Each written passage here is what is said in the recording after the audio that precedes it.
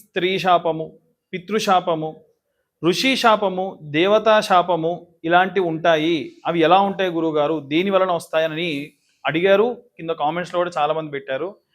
చాలామందికి తెలియని విషయం ఏంటంటే, ఇవేవైనా ఉంటే మన కుటుంబంలో ఎవరికైనా సరే 50 నుంచి 60 సంవత్సరాల మధ్యలోనే మనుషులు చనిపోవడము, ఎక్కువ మంది వితంతులుగా ఉండడము, ఆటిజం లాంటి విపరీతమైన ఇబ్బందులతో పిల్లలు జన్మించడము, అంగవైకల్యంతో పుట్టడము, అలాగే సూసైడ్ అటెంప్ట్స్ ఎక్కువగా చేయడము, మనుషులు ఎవ్వరికీ కూడా పెళ్ళిళ్ళు తొందరగా అవ్వకపోవడము, ఎక్కువ శాతం 3 పదులు 4 పదులు దాటిన వాళ్ళు ఇంట్లో ఉండడము, అలాగే ఎవరికి కూడా సంతానం ప్రాపర్గా లేకపోవడము, ఇవన్నీ కూడా జరుగుతాయి.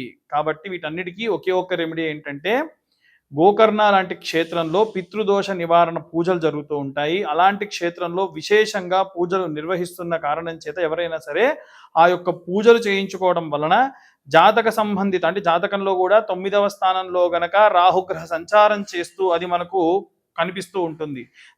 దాంతోనే కాకుండా ఇప్పుడు నేను చెప్పినటువంటి ఏవైనా సంఘటనలు మీ కుటుంబంలో జరిగినా గోకర్ణ లాంటి క్షేత్రంలో పితృదోష నివారణ పూజలు చేయించుకోవడం వల్ల విశేషంగా ఆ యొక్క జాతక సంబంధిత దోషములన్నీ కూడా పోగొట్టుకోవడం జరుగుతుంది.